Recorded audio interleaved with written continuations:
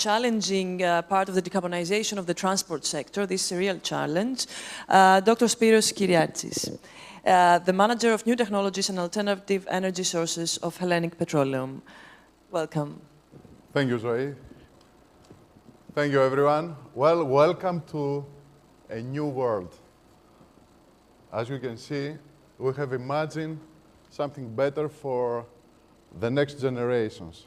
And what we are going to do is to implement this. And which is the focus? The focus is to decarbonize energy and transportation. And how we are going to do this? There is no silver bullet to do this. So we have plenty of options and, let's say, plenty of fuels, either to produce energy, either to move the planet and move it forward. Well, to be honest, what we have to focus on is not what is the target or where we are going or what are the alternatives to do it. It's why we are doing this.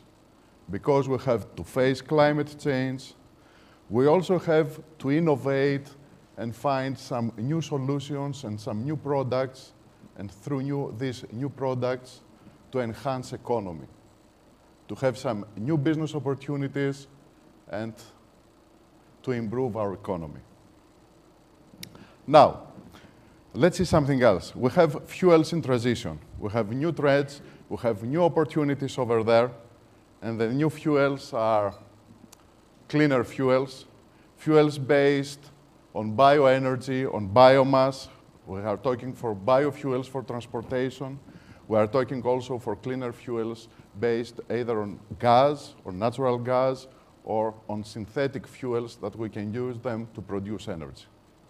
We have to minimize our carbon footprint, but also we have to minimize our water footprint. Unfortunately, producing energy, we need to spend a lot of water. And although we are talking for CO2, we are talking for greenhouse gases, and we are talking for all these problems, we also have to take into account the water problem. So the trilemma we were talking before is energy, water, and food. And they are all combined in order to find solutions for what we are going to do in the future. Now, we have a basic pivot, a pivot motor for this, which is policy. All these new technologies, all these new fuels, all these new energy approaches need policy support. That's great, but we also have a bottleneck for this. And the bottleneck for this is public acceptance. Well, it's not clear to the people because we have not educated the people enough to understand either the problems we are facing or what will be the benefits of these new approaches. So you can see that I have seen some islands around the Aegean Sea, for example, to prefer to burn fossil fuels and produce a lot of problems instead of having, for example, renewables. So this is a problem of public acceptance. And we have to invest on this, educating our children and next generation how to accept this. There are two approaches, the micro and macro approach in all this problem. Let's see the macro approach. The macro approach has to deal with, huge issues like what will be the oil prices and what would be the policies either in European Union or in the United States, what would be the output of these United Nations summits, as we have seen, the Paris Agreement and the other agreements that come, the Bonn and whatever will in next cities will be discussed. We also have to see implications like Brexit, how it will be involved in all these environmental related issues. The feedstocks and the markets. The feedstocks are crucial because we are all talking for biofuels, but do we have the correct crops for this? Do we have the correct biomass for this, located in Europe, located where? Around the world. This is a big issue. And now if we go to the micro approach, it's not simple supply and demand problem. It's, let's say, issues of project financing of this decarbonized energy of fuels in South Europe, in North Europe, financing this in some countries in Africa or Asia, and what would be also the output of these investments.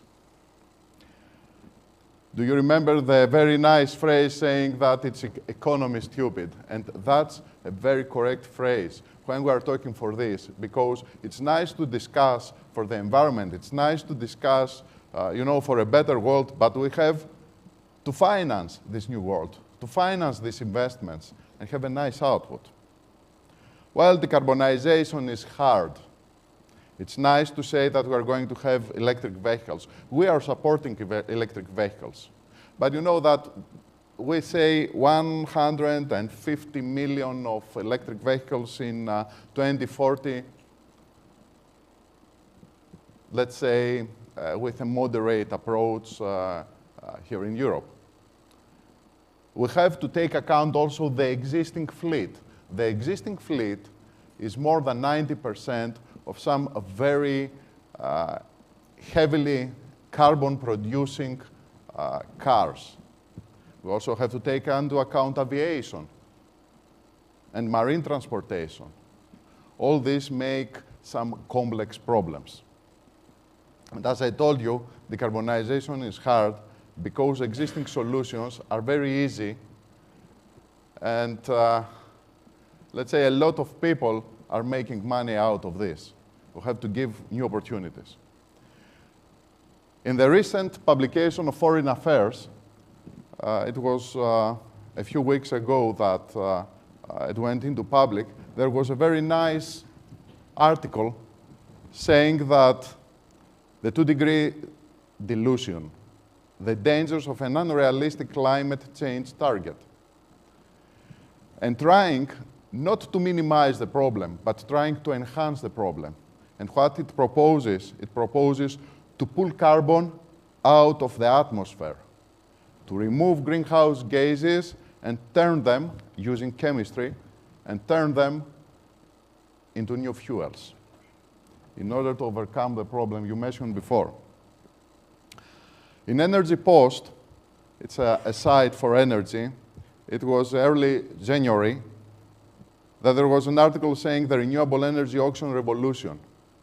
And it was saying that it's great now. We had feed-in tariffs in renewables, and we moved into auctions, and the result was to squeeze out the price that the society is paying for renewable energy. But that's fine. The point is that squeezing something out, it might be not economically sufficient, and so some investments will not go on. And the problem will be pushed to where? From the one who gets the auction and gets this money into who? Into the people that they are going to build this, the equipment providers. So it's a chain, and this should be a value chain, not a chain that only some people might turn out of this. We people of oil and gas industry, we are really proud of supporting renewables and of supporting new fuels. We are investing heavily on this, believe me, around the globe. I will mention our Finland, friends over there, the oil and gas company of Finland, which is Neste Oil. This year, they were the second most sustainable company in the world, and that's a great achievement. Apart from this, in the neighborhood, Eni is converting, for example, the Venice refinery into a biorefinery, in a biofuels refinery. We in Hellenic Petroleum, we are investing in producing biofuels either from waste, either from used cooking oil, either from algae, and we are trying to support R&D in all academic units we have in the country and participate in numerous European funded projects. Well, I don't know how much time I have available. Well, our time is limited anyway. It's limited. Anyway, energy is changing and energy markets are changing. Well, if the question is if we are moving away from fossil fuels, I can tell you that it's difficult to support a number of myths or a number of truths regarding it and regarding this. The point is that we have an energy shift and we are moving away from heavy carbons and heavy carbonization into some more sustainable solutions. We have new fuels either that can span from biohydrogen, lignocellulosic ethanol, biodiesel from fischer-tropsch, or up to biomethane. And all these nice solutions are here to support our efforts. We need some stable, let's say, policy environment, both in European Union and also in, around the globe. And with this, all of us will invest on these new fuels. What I have to say is that we people in the oil and gas industry, and especially in Hellenic Petroleum, we still can see patterns in a chaotic world. And believe me, we dream up the future throughout these patterns. Thank you. Thank you very much, Spyros.